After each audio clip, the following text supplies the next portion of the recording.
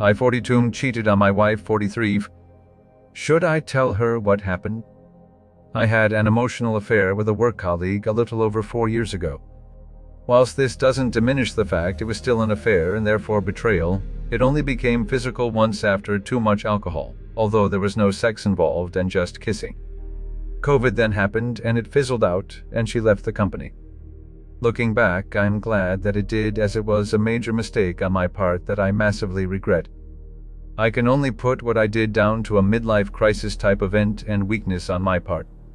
My wife and I have always had a really good relationship, spend most of our time together, and have lots of plans for the future. We have 2 teen kids. We make a great team. The only negative aspect to our relationship is that my wife never initiates sex, which, despite having had numerous arguments and conversations about, she is unwilling to change.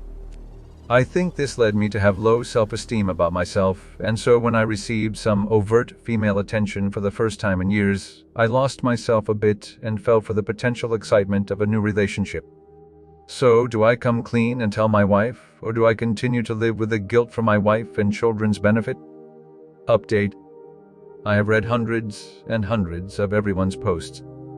Clearly there's more nuance than a simple Reddit post can portray, and it's disappointing that people assume things about me without any evidence. I do my fair share of the chores, and always have. I was a stay-at-home dad for a few years, and I can hand on heart say I spend more time with my wife and kids than most men.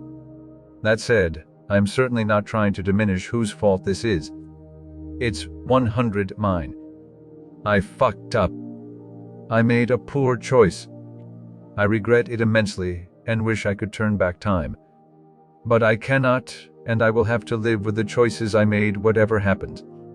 I am not going to lie. The excuses I gave regards alcohol, lack of initiation, low self-esteem, etc. were probably me trying to pass the buck on some level. Whilst I do believe they were factors in what led me to do what I did, like many of you said, it was still ultimately my choice, and it was just me being weak to try and use them as excuses for what I did. Whilst the initiation thing is still a real issue for me, despite what some of you have suggested, I understand that it's a completely separate issue, and one that I need to park until I have sorted out being the best husband and father first. What I really cannot reconcile in my head with all of this is why I was so weak at this point when I've never come close to cheating before or after. Doesn't really matter, I suppose, as I still did it. I haven't 100% decided what to do yet, although I am leaning towards not saying anything on the basis that I will never do anything like this again, and am going to commit to work at being the best husband and father I can be from here on in.